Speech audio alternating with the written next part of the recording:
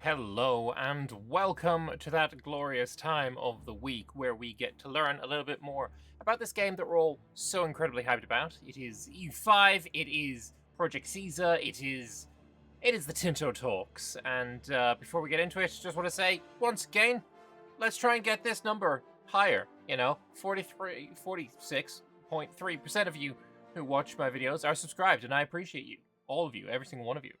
But it's 53.8%. You could click the subscribe button. It is not going to cost you anything. It's not going to cost you anything, and it makes me happy. And making me happy is obviously, a net positive to the world.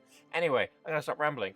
We're going to be talking, of course, about the papal mechanics again today, running theme, and also somewhat relevant to the real world.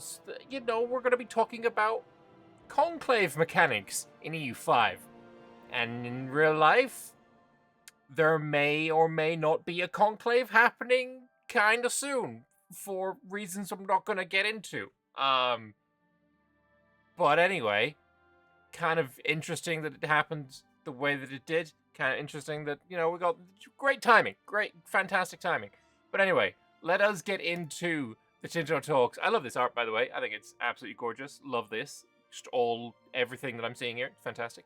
But anyway, let us get into the Tinto Talks and we'll see what it is we get to learn about today.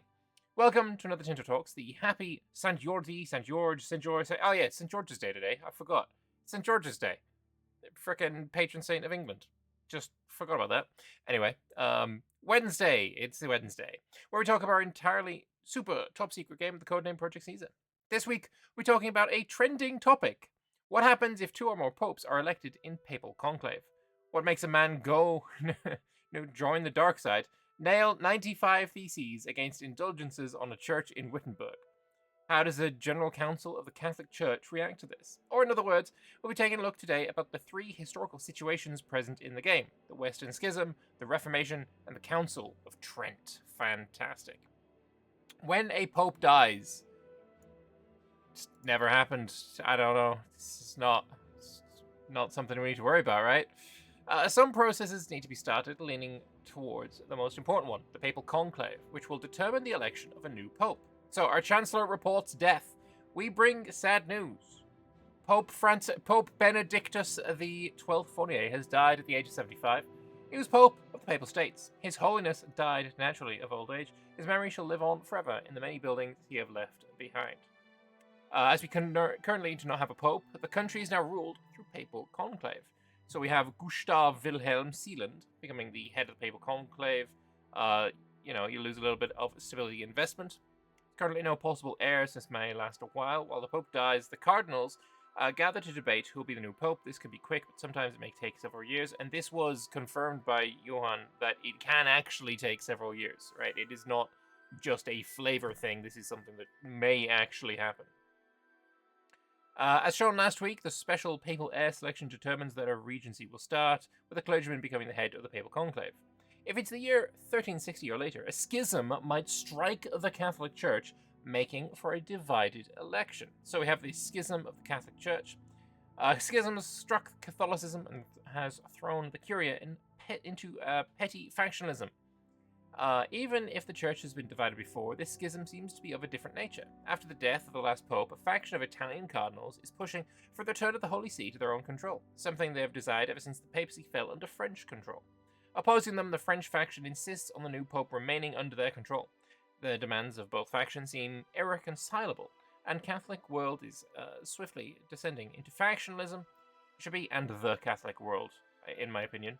Just, little note there. Swiftly descending into factionalism, leaving the good Catholic people of the Catholic Church without their shepherds. Shocking. The Western Schism may be managed in this panel here. So we have Pope Ioannis, which is Johann. I believe that's the flavored or the localization name for Johann, right? And then there's King Philippe here. I guess these are the 2 factional sides. Holy stats, bro. Why is the Pope so good at the military? Is this a literal battle Pope right now? Is that what I'm seeing? We got Rome at 1.6%, the Cahors at 2.5%. Okay. Cardinal support here. You've got some actions as unity of faith. Rome has gathered 78 support. Cahors have gathered 124 support. Okay, so you can call people to support either side. Very nice. Okay. The Castilians are neutral. So there's a few things here. The contenders, you have the Papal States, the Pope residing either in Avignon or in Rome on one side, and the country backing the second Pope on the other. The support gathered by each Pope, which will slowly tick down until one of them reaches 100% support. So I guess that's these ones. It's not a percent. It's not a percent. I wouldn't mind it if it showed it in percent, but this is not percent. This is just a number. We have the Reform Desire, the curial countries that support each candidate, and the available actions. This is the starting point of the vote progress hoverable tooltip. In the panel above, you see the numbers after some months and years have passed. So the progress towards the Papal State being able to call a council is at 0.2%, or rise each month depending on how many cardinals support it. Okay. For the Unity of Faith action, every location in the designated province will gain Show Unity of Faith, so they change societal values towards spiritualist. Okay. And that is costing you a little bit of money as well. And this what happens because of the Curia actions of the Catholic Church IO being blocked. Everything just goes grey and you can't click anything because there's a schism going on. Fair enough. Finally, we have a situation map mode for it, showing the countries supporting each side. So neutral, French side, the Cahors, and then the Papal State is on their own at the moment. French candidate has more support than the current candidate, while Castile is sitting on the fence of a split election. So I wonder, okay, so it's probably just countries with cardinals that are able to take part. Otherwise, why isn't everyone getting in on this, right? There's got to be some limiting factor. Unless it is simply because there's not enough time passed since they've spawned this. Maybe they spawned it with console commands and they haven't waited for people to join each side. I'm trying to see if something was said about that and I skipped it.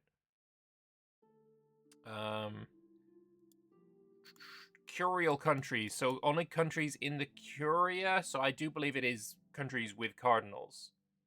I think that might be the case. I mean, other than that, what else could a curial country mean, right?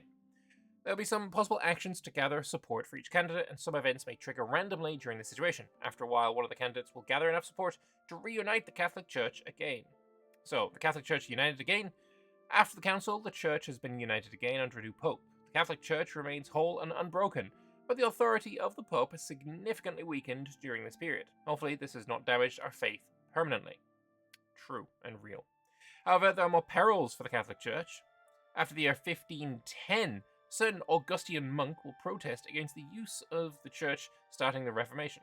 I will say, he says there's 3 situations here: schism, Reformation, Council of Trent. I'd argue there's a 4th situation that's already in the game as well.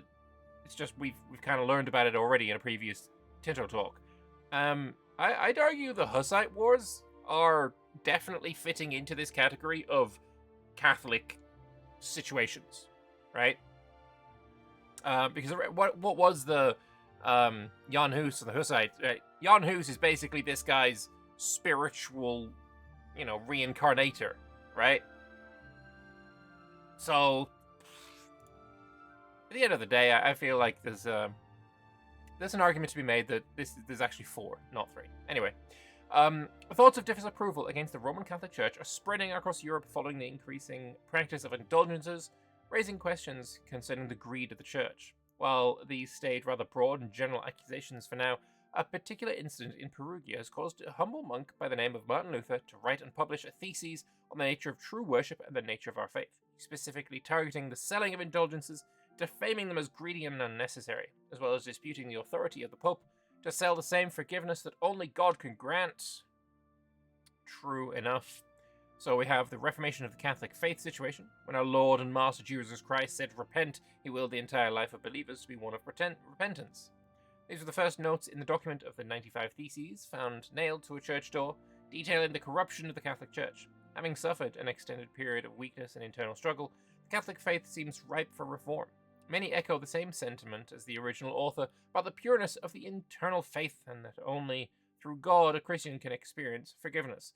Others decry this work as heresy and straying far from the Catholic beliefs. With the wave of discussion sweeping Europe, it becomes clear that the shape of the continent will be irreversibly altered. So the birthplace of the Reformation will be semi-dynamic. There are some weights in place that will usually trigger in a different place of the Catholic Christendom. In this case, Martin Luther was serving his duty in Perugia, Italy. I'm about to say, like, we're talking about Perugia here. That doesn't seem like it. That's not. I don't recall it being anything to do with Perugia, but yeah, if it's semi-dynamic, then fair enough. I'm fine with that. So, our Chancellor reports Lutheranism, a new heresy has appeared in Christianity. Clearly, these are people who do not understand that the only truth is the Catholic faith. Or the Catholicism faith. No, Catholic, that should change. The doctrine that a proper Catholic should follow. So we have the starting panel of the situation here. We have our lovely Martin Luther. We have Lutheran popes and how many there are, how many Catholic popes there are. Seem a little outnumbered right now, buddy. Hopefully you'll get some more support there. We have our stats here. There would be end requirements. No, this is gonna go on forever, I guess. The elements that you can see, the Lutheran and Catholic pops at each moment, the main active reformers, since all of them are characters that may spawn by an event, the Lutheran preachers, which is a building that may spawn and spread throughout Catholic countries. Okay. Buildings being... This is the second time that we're getting, like, buildings in-game meaning something that definitely is not a building, right? We had the cardinal seats previously, now we have Lutheran preachers being a building. I would say it doesn't feel quite so bad, but for the fact that buildings are now limited in cities and towns and stuff, right? You have a soft cap. I say if these buildings, firstly, just like cover this up. Don't call it a building. Secondly, make it not cost anything towards the cap, because it kind of feels weird that, I'm building some industrial, lots of workshops and such, and then I hit my cap not because I built another workshop, but because, or, equivalent of a workshop, whatever, but because I happen to spawn a Lutheran preacher. That feels a little weird. It's it's an edge case, scenario that might not even happen, but it still feels weird. I know. So we have Lutheran preachers, a building that may spawn. So we have some religious conversion here. Oh, you know what? This is basically like the Centers of Reformation, but it's instead of, we need a mechanic for Centers of Reformation. Instead of like, we have this buildings mechanic. Why make a new mechanic when we can just use this system that's already in place? This feels... Okay, I think I understand it now. It is just one of those things that is being used to reduce the size of the game in terms of lag, honestly. Like, how fast your game runs. Like, why make a whole new mechanic for this system when it fits perfectly into a mechanic we already have and we can just use that instead, right? Streamline the code, essentially. I think that's actually something we've seen a lot now, and while it still feels weird to call preachers a building, I'm getting there. I'm on board, I think. I'm definitely on board with that. Reducing the complexity of the code, or reducing, not the complexity of the code, but reducing the, it's code health, right? It's not, instead of having, 10,000 lines to do, a bunch of, 100 things, maybe just, scale it down to 1,000 lines to do these 100 things. That's kind of how I'm seeing this now, and that's, I hope I made myself clear. I am not a coder, but it's the way I'm understanding it, the way I'm trying to, present it. Anyway, might be a situation a year or so after the Reformation starts. We have Martin Luther here and Ulrich Zwingli. I have no idea who that is, if that is a real person or not. Ignore the weird graphical bug we just found while writing the Tinto talk. Each character has its own different portrait. Alright, they look the same. I didn't even clock that. And here we have the Reformation spawner. Second Reformer Zwingli has appeared in Switzerland, making the free city of Bern a Lutheran bastion. Also, 7 Lutheran preacher buildings appeared. In the map mode, you can see these countries already converted to Lutheranism. The locations that already have Lutheran pops and other Protestant confessions present, such as some Hussites in Bohemia. Ignore the red borders, by the way. Some countries decided at the start of the Reformation it was a good moment to declare war on me. Yeah, good job there. You've just been attacked by France. The Papal States, while preparing screenshots for the Tinto talks, they are indeed traitors and heretics. Unless it wasn't France, Siena is there, but maybe France is there because of the Reformation sides? That actually might be it. If that is the case, and France isn't at war with you, having the same border for being at war and, being on the other side of this Reformation situation, maybe that needs tweaking, maybe that needs looking at. Reformation may last a while, because these are the ending triggers. So, War of Religion situation is not ended. Okay, you need to get to 1700, or you need to end the Council of Trent and War of Religions situations. Okay, so it leads us to the final situation for today. We have the Council of Trent. If the Reformation is still active and the Reform desire, the modifier I mentioned in the Western Schism situation, is over 50%, the Council of Trent will trigger. So the Counter-Reformation. The success of the Lutheran movement can no longer go unchallenged. His Holiness has tasked a commission of cardinals with addressing the challenges posed by it. While the Catholic faith itself must not be compromised, His Holiness and most cardinals are willing to admit that some Lutheran complaints are valid. For instance, there can be no dispute that the frequent absenteeism of bishops and the worldly excesses of the clergy are a stain on the Church's reputation. Therefore, a council will be convened in Trent to discuss how best to reform the Church to meet the challenges of the reformers and begin the process of counter-reformation. So what we get here is you lose a little bit of money. The laws of the Catholic Church can now be changed, and every member can propose start law debate. Invitation be sent out to all Catholic countries. Based in Trent, the Council of Trent is the Catholic attempt to stop the Reformation of the Catholic faith and overhaul the laws and policies of the Catholic Church. During this period, major reforms can be proposed by any member of the Church, though in the end, the real power, if such debates come to fruition, remains in the hands of the Curia and the Papal States. So the main point of the Council of Trent is to debate and eventually approve some new laws for the Catholic Church I.O. When these laws are voted and passed, it will end the Council. Alright, so there are 5 possible debates here, and we'll see how many pass and fail. That probably needs looking at, because, you pay, text is off the paper, During the Council of Trent, the Catholic Church comes together to debate about currently active and future laws. Every member is allowed to start debate law, blah, blah, blah, to reform the Catholic faith. When a debated policy passes the debate, the council is perceived as successful. Otherwise, the reforms within the Catholic faith are seen as a waste of time. The council is a failure. No debate is currently active in the Catholic Church, but you are able to pass... Okay, there's more than 5 possible. Where was that? No, out of 5 here. But I'm reading 7 here. So, the following laws are available to be changed. We've got the purchase of indulgence, papal authority, veneration of saints and reliquaries, simony, the Society of Jesus, the persecution of witchcraft, and the marriage of priests. And then you have the end requirements there as well. So, at least 5 debates have been passed. Okay, so you can pass more than 5, I guess. Or you need to wait until 5 have passed or 5 have failed. So you can get, you can get to probably, if you got 7 there, you can get to 3-3, and then, I don't know, if you're at 4-3, are you basically never going to end the Council of Trent until the Age of Absolutism? I don't know about that one. These are some examples of the laws that are available for voting, each one having different policies that can be set. Yeah, there needs to be more than 7. Alright, I'm not miscounting there. That is 7. Yeah, that is 7. You're gonna need more. You're gonna need 9.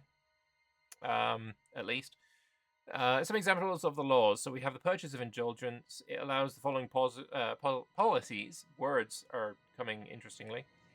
Come post quam. I am always post quam when. Yep. Okay. I made that joke last time. The Unigenitus de Filios, the Etsi. Great store that. Dominici Gregis. We have papal authority law giving these options. And of course, all of these, because they're highlighted, that means they're tooltips. You can hover over these and get more information about what they do. We have the veneration of saints and reliquaries, giving those options. Except for the papal authority doctrine, all the policies have proper Latin names as they should be. So that's all for today. Hope you enjoyed it, and your favorite cardinal becomes the Pope. Sure. I don't really have a favorite cardinal, nor do I know any of their names, but I hope the one that I like the most becomes sure. Why not?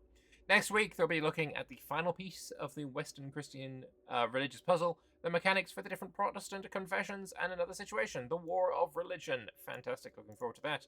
Don't forget, this Friday we'll post the Tinto flavor with the content for the military orders of the Teutonic and Livonian orders, and the Knights Hospitaliers. Cheers. Fantastic. All right.